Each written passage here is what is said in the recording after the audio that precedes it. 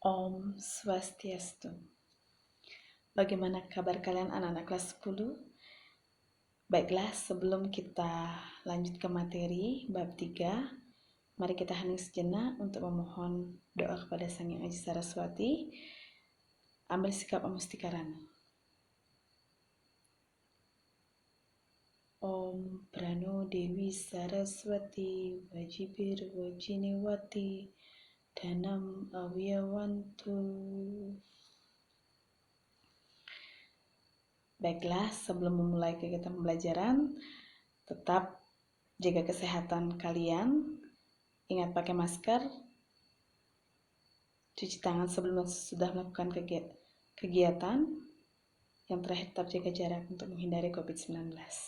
Baiklah, untuk di bab 3 ini kita akan membahas tentang padewasan ya.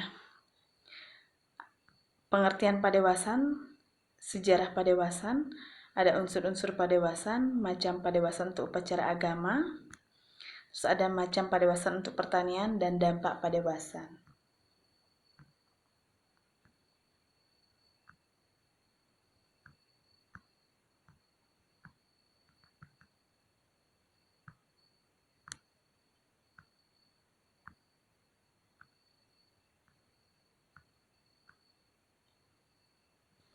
Baiklah, yang pertama kita ke sejarah padewasan.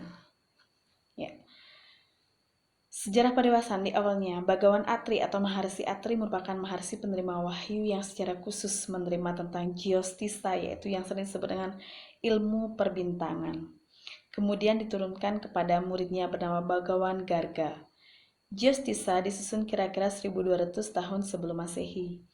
Pengetahuan ini sangat berguna dalam penentuan hari baik dalam melaksanakan upacara-upacara Weda. Terdapat pula ilmu astronomi dan astrologi yang berkaitan dengan pembagian yuga terdiri Satya Yuga, Treta Yuga, Dwapara Yuga, dan Kali Yuga. Umur satu yuga adalah 432 tahun dan 1000 yuga terdiri dari satu kalpa, sehingga dikenal dengan Sakawarsa di India atau tahun Saka. Permulaan tahun Saka dimulai setelah 78 Masehi. Itu sedikit sejarah tentang padewasan. Berikutnya kita masuk ke dalam pengertian wariga dan padewasan. Menurut lontar keputusan Sunari, kata wariga berasal dari dua kata, yaitu wara artinya puncak atau istimewa, ga itu artinya terang, jadi wariga artinya suatu jalan yang terang untuk mendapatkan tujuan yang istimewa atau utama. Terus berikutnya kita ke padewasan atau dewasa. Berasal dari kata dewasa, D artinya dewa guru, Wa artinya padang atau lapang, Sa itu artinya ayu atau baik. Jadi dewasa artinya suatu pegangan dan berhubungan dengan pemilihan hari yang tepat sehingga semua kegiatan berjalan dengan lapang tanpa rintangan guna mencapai hasil yang baik. Jadi padewasan adalah ilmu tentang hari yang baik. Nah, itu pengertian wariga dan padewasan. Unsur-unsur padewasan ada wewaran, wuku, penanggal dan panglong, sasih dan dauh. Nah, wewaran itu ada bagian-bagiannya. Ada ekware yang berarti luang, dwiware itu ada mengepepet bagiannya, yang triwara adalah pasa betang kajang, caturwara Sri Laba Jayi Menale, pancewara umanis paing pon wagi klion, sadwara tungleh aryang urukung pandron was dan maulu, saptawara redite soma anggara buddha waraspati sukra saniscara.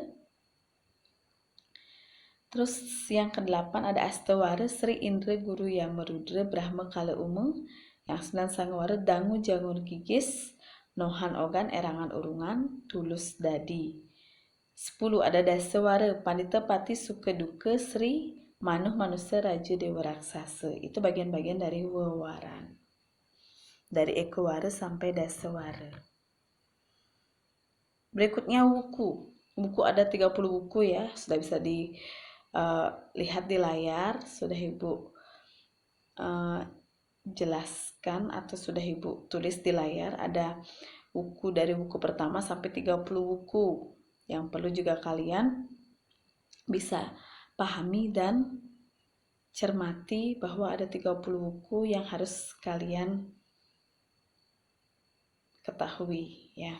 Di antaranya adalah sinte landap ukir kulantir tolu gumbrag wariga warigadian juluwangi sungsang dungulan kuningan langkir medang sia wujud pahang kerurut merakit tamir medangkungan matal uye menail perang bakat bale ugu wayang klau dukut dan watu gunung.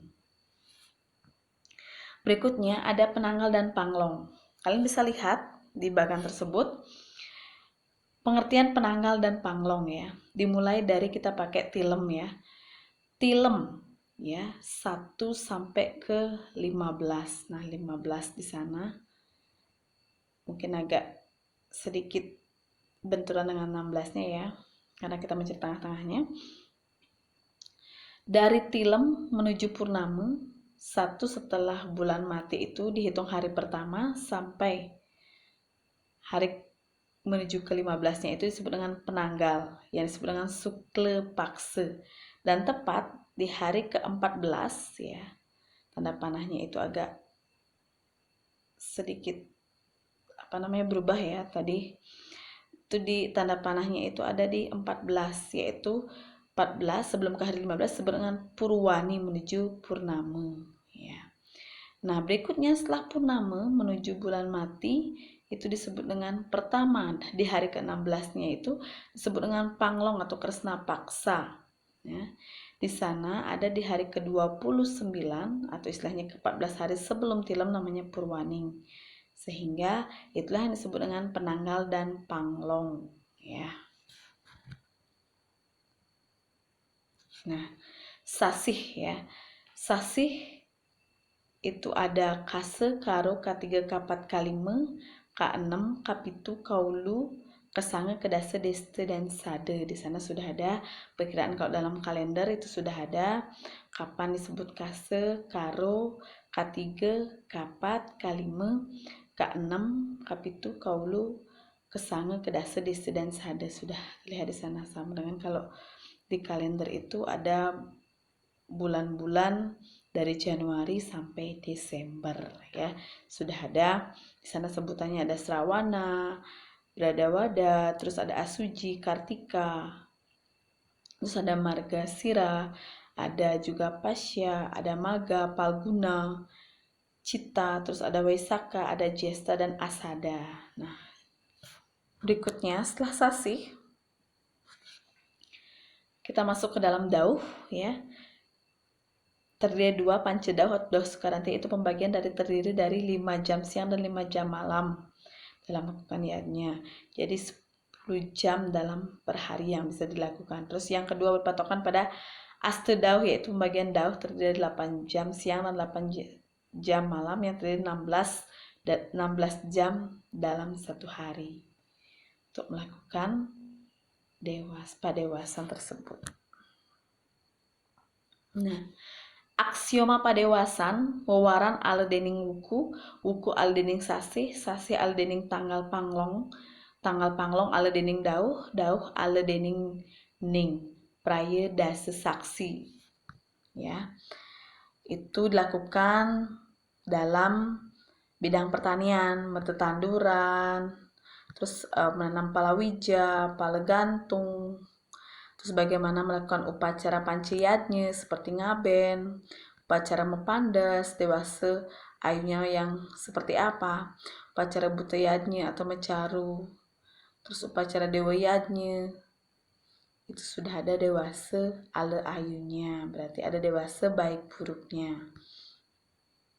Nah, jika dilihat, silakan kalian bisa menggunakan jari-jari kalian untuk melafalkan, yang mana dari perhitungan wuku itu kita bisa memakai jari, yang di ibu jari kita tetapkan itu adalah Buddha Klion, yang ditelunjuk itu adalah tumpak, terus ada Buddha Cemeng, Anggar Kasih, dan yang terakhir pengembang. Nah, dari perhitungan wuku tersebut kita akan secara memutar dari ibu jari, yaitu tepatnya misalnya dari wuku sinte, landep, ukir, kulantir, tolu. Nah, Di wuku Sinto itu pasti ada yang namanya Buddha Klion. Kalau landep otomatis pasti tumpak.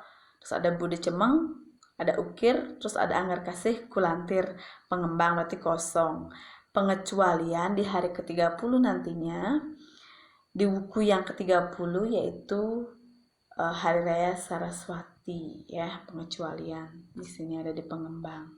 Nah, itu nanti dalam hitungan jari-jari bisa digunakan untuk mencari wuku ataupun wewaran nanti dalam jari-jari.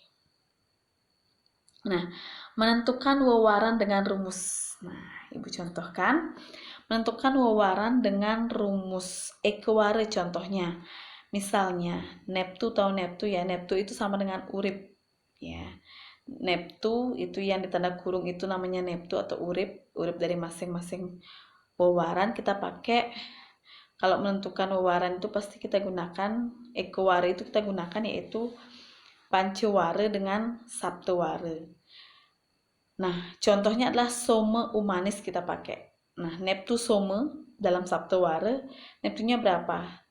Kalau some itu neptunya 4 ya. Terus ditambahkan neptu panceware umanis, neptunya atau uripnya adalah 5. Nah, 4 tambah 5 jadinya 9. Nah, berarti ganjil dia. Kalau sudah ganjil berarti luang. Jika genap dia, misalnya kalau ditambahkan anggare umanis 3 tambah 5 kan 8 dia. Jika genap dia berarti kosong dengan tanda strip seperti itu. Nah, berikutnya menentukan wewaran dengan rumus Dwiware sama dengan tadi kita pakai soma umanis, tetap sama uripnya atau neptunya adalah 4 dan 9 yaitu 4 dan 5 dengan jumlah 9. Dapatnya ganjil yaitu pepet. Berarti jika genap sama seperti tadi kita pakai anggare umanis misalnya. Kan 8 itu genap berarti dia itu menge dalam Dwiware.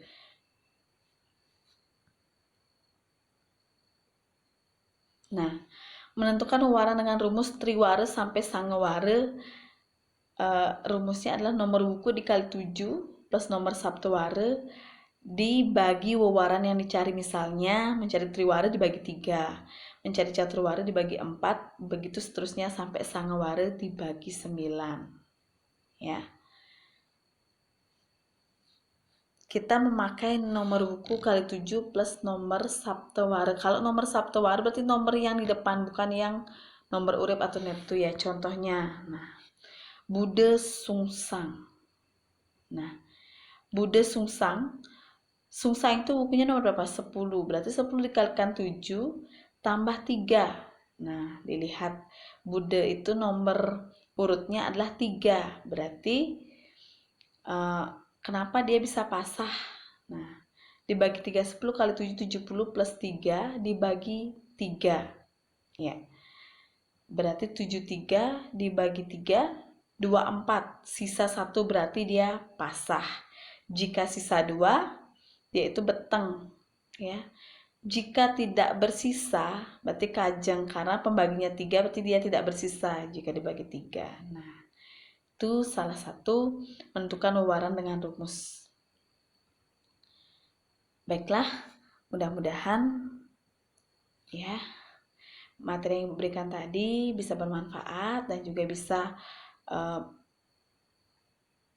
melakukan latihan soal sebelum nanti penilaian akhir semester.